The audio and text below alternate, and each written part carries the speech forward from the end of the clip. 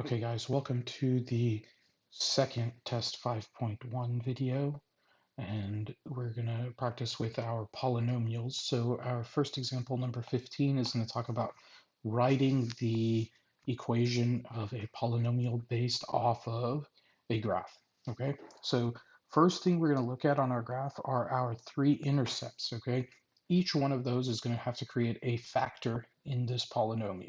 Okay, so we're going to start with -2, so that's going to give me x plus 2. Oops. Then we've got -1, which is x plus 1. And of course, we've got 2, 0, which gives me x minus 2. Okay, so this is -2, 0, -1, 0, and 2, 0. Okay, now what we're going to also add to them are exponents based off of their behaviors. Okay, so this first one travels straight through, and so that one keeps its exponent as just 1. Okay, now you'll notice the second one here does not cross through the line. We refer to this sometimes as a bounce shape.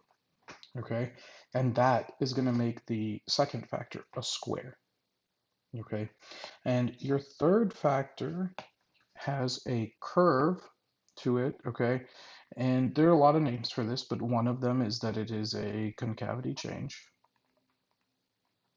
Okay, now if you don't call it that, that's fine. Commonly, the shape is sometimes referred to as a curve or a wiggle, okay?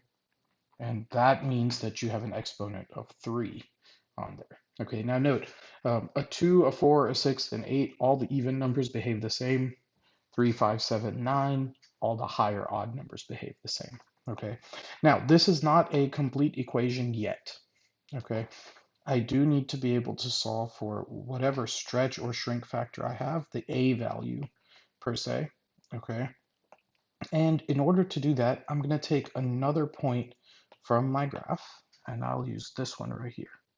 Okay, 0, -2. And it's just because it's a convenient point, the y-intercept. Okay, and what I'm going to do is I'm going to plug that in for my x and y values. So here's -2 for my y, a 0 plus 2, 0 plus 1 squared, and 0 minus 2 cubed. Okay, so let's do some simplifying. Guys, it is something commonly messed up on to simplify this part incorrectly, so just pay attention to your order of operations. Don't be silly when you do this, okay? So 0 plus 2, that is 2 times 1 times -2 to the third power is, of course, -8 times a. So what you should have right now is -2 equals -16a. Now notice these are all multiplied, okay? A lot of people try to add these or subtract them, and that's how you mess things up, okay? If you divide this over, you will get that a equals 1 over 8. So if we were talking about transformations, that is, of course, my vertical stretch or shrink. It is also what determines the direction that my graph would open or close. Okay, so let's go ahead and write our equation now. Y equals 1 over 8, x plus 2, x plus 1 squared, and x minus 2 to the third power. Okay, and that is an equation of this graph. Now, if we come look at number 16, you will see now we are attempting to sketch a graph of a polynomial that has been given to us. So the first thing I'm going to look at is, let's go ahead and, since it's not factored, let's study the degree and the sign on it so that we can understand which directions we expect the graph to go. Okay, so I have a negative in the front and a fourth degree polynomial. So my degree is 4 and my sign is negative. Which means, of course, all even degreed polynomials have ends opening upwards. But now, because it's a negative, I can say that both sides of this graph will go downwards.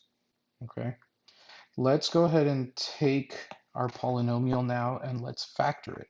So I'm going to take out -x squared. Commonly, I like taking out negatives. It makes life easier, especially when we're going to have to factor.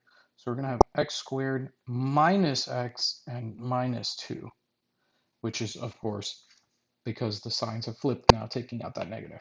Okay, now we can say this is going to break up into -2 breaks down into 2 and 1, and we're going to say that the 2 is the negative number. And I'll do the grouping here just because I don't want to make any mistakes. And you'll see that it's actually a fairly straightforward one. There's not too much craziness here. So we take out an x, we have x minus 2. Take out a 1, we have x minus 2.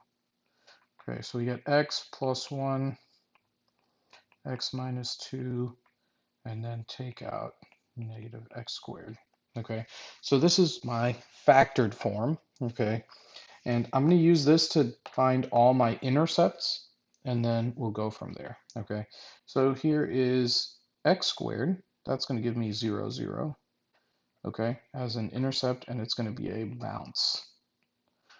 Now, why is that one a bounce? Because of course, the squared on it. Okay, now we also have -1, 0, and this one is just straight through that graph. And then same with x minus 2. This one gives me +2, 0. And we're going to have that one also go straight through the line. Okay. Now, I would normally also try to solve for the y-intercept and just make sure that my height is close to accurate for the entire graph. But in this case, I really can't because the y-intercept is already taken at 0, 0. Okay. So I'm going to mark these 3 coordinates on here. Okay. And then I'm going to go ahead and say, yeah, I remember this side is supposed to be going downwards. And so is this side. Okay, let's see if we can make everything connect. So I'm going to go, and at -1, I'm going straight through this point. I'm going to turn back around to come down to the 0, 0 point, but I'm not going to go through that point. I'm going to bounce off of that point, and then I'm going to come back and go through my 2, and you can see now I've connected it together. Okay, and that's how I would sketch a graph. Now, make sure that you have your bounce at 0, 0. Make sure that you pass through the correct intercepts, and then make sure that both of your arrows hit the down direction. Okay. Now, if something is not adding up, you say, hey, I'm unable to get the arrows and the intercepts and everything to connect. That is a sign that we have messed up somewhere, either in our factoring, or maybe we missed something about whether it's supposed to bounce or curve or go straight through, or maybe we messed up a sign somewhere. Okay. It's really important that everything should be correct. Okay. Awesome. Hopefully this video was helpful, guys. Good luck and happy studying.